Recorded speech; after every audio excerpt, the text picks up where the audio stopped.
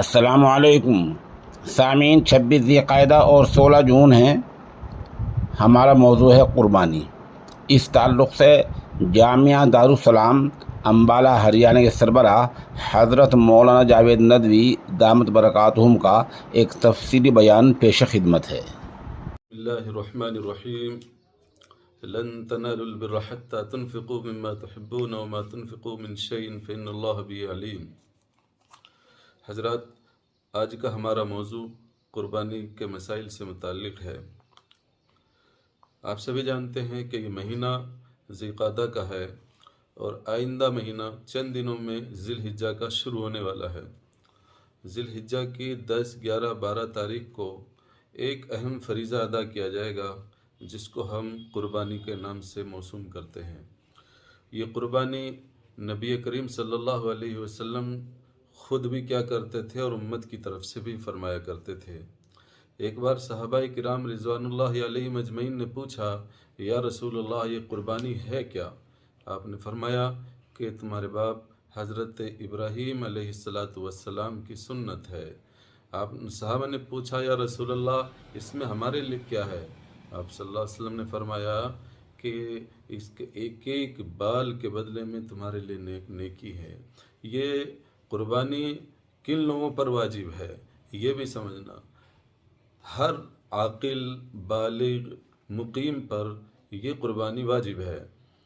جو شخص صاحب حیثیت ہو، صاحب نصاب ہو، اور صاحب نصاب کا مطلب 52.5 تولہ چاندی یا 7.5 تولہ سونا یا اس کے بقدر ملکیت ہو اس کے پاس، اور ضرورت اصلیہ سے زائد یہ ملکیت ہو اس کے قبضے میں، ہر شخص پر یہ قربانی واجب ہے۔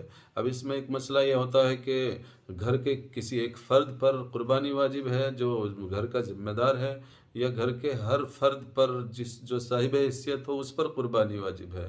امام اعظم ابو حنیفہ رحمۃ اللہ علیہ کے نزدیک گھر کے جن افراد پر صاحب حیثیت ہونے کا حق ہو، جو صاحب حیثیت ہوں، اور یہ 52.5 تولہ چاندی ہو یا اس کے بقدر ملکیت ہو، تو ہر عورت، مرد، عاقل، بالغ جو بھی صاحب نصاب ہوگا وہ اس پر قربانی واجب ہوگی، اس کے لیے قربانی کرنا ضروری ہے۔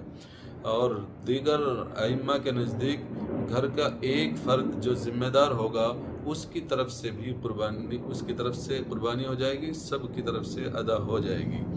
لیکن امام اعظم کے نزدیک تمام ان افراد پر جو گھر کے الگ الگ فرد ہوں اور وہ صاحب حیثیت ہوں، سب پر قربانی واجب ہے۔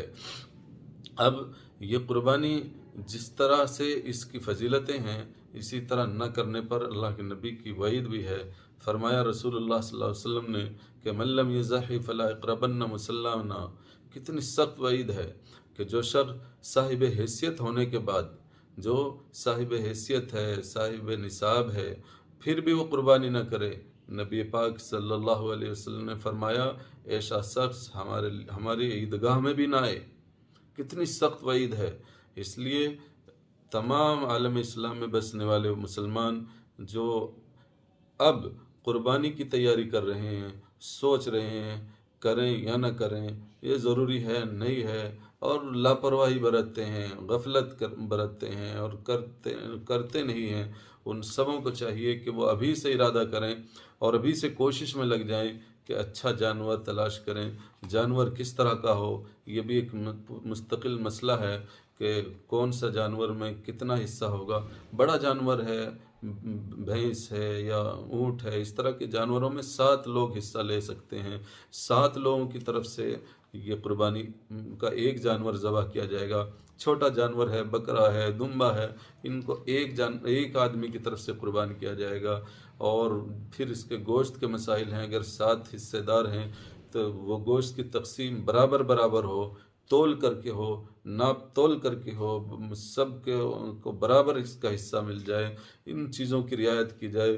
پھر قربانی کون لوگ کریں؟ کوشش یہ کی جائے کہ جو حصہ لے رہا ہے وہ خود اپنے آپ ذبح کرے، کیونکہ عام طور پر بقرعید کے موقع پر لوگ قربانی کراتے ہیں قصائی سے، اور وہ بے احتیاطی برتتے ہیں اور اپنی عجلت میں ایسا طریقہ اختیار کرتے ہیں، معلوم نہیں وہ قربانی صحیح کر بھی رہا نہیں، دعائیں پڑھ رہا ہے نہیں، اور صحیح سے بسم اللہ اللہ اکبر نکال بھی رہا ہے نہیں، وہ فٹافٹ کر لیتے ہیں۔ اس لیے ہر آدمی اپنی قربانی اپنی طرف سے جب کرے تو وہ خود کرے، اور اگر نہ کر سکتا ہو تو کم از کم قربانی کے جانور کو ذبح کرتے وقت اس کے سامنے رہے اور اپنے سامنے قربانی کرائے۔ جانور کو ذبح کرتے وقت اس کی بھی رعایت رہے کہ اس کی رگیں صحیح سے کٹ جائیں، اور کٹنے کے بعد جب اس کا خون نکل جائے، خون بہہ جائے، اس کے بعد جب ٹھنڈا ہو جائے، ٹھنڈا ہونے کے بعد اس کی کھال اتاری جائے۔ اس طرح کے مسائل کی رعایت کرتے ہوئے قربانی کی جائے۔ اللہ تبارک و تعالیٰ سے دعا ہے کہ آنے والے اس مہینے میں جب یہ قربانی کا فریضہ انجام دیا جا رہا ہو، ہم سب اللہ کی رضا کے لیے قربانی دینے والے بن جائیں۔